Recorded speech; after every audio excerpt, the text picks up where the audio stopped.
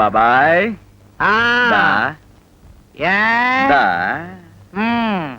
ఏంటి బాబాయ్ మీ వీర వెంకట సత్యనారాయణ రమణ దుర్గా గోవింద వరప్రసాద్ నిన్ను డాడీ అని పిలుస్తాడా నాన్న అని పిలుస్తాడా?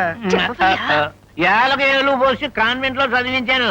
నాన్ననే కర్మ, ఆడికేంటి డాడీ డాడీ డాడీ డాడీ అంటాడు.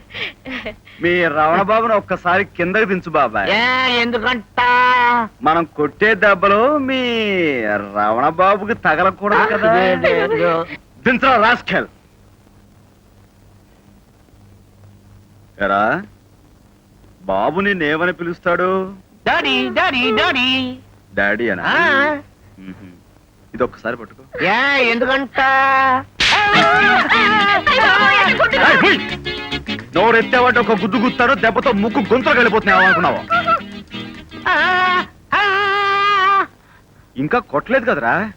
కొట్టలేదా? చెప్పు, ఇప్పుడు చెప్పరా. ఆ బాబు నిన్ను డాడీ అంటాడా నాన్న అంటాడా? డాడీ నాన్న రెండు అనడు, అయ్యా అంటాడు. ఇడియట్. పాపం ఆ పిల్లాడు పుట్టిన దగ్గర నుంచి ఇంతవరకు ఒక్క మాట కూడా మాట్లాడలేదురా. పుట్టు మూగజీవి. చెప్పు, మీరిద్దరు ఎందుకు ఈ నాటకం ఆడుతున్నారు? చెప్తావా లేదా? బాబు, మా పెళ్ళై చాలా కాలం అయినా నేను గడుపున ఒక కాయ అయినా కూడా కాయలేదు. మీరు ఒక అనాథ కుర్రాన్ని పెంచుకుంటున్నట్టు విన్నాం. మేము వచ్చి ఆ కుర్రాన్ని మావాడని మీ దగ్గర అబద్ధం ఆడి తీసుకువెళ్ళి మేము పెంచుకున్నామని ఈ వెధవనికి సిద్ధపడ్డాం. మమ్మల్ని ఏమనొద్దు బాబు, మీరు దండం పెడతాం.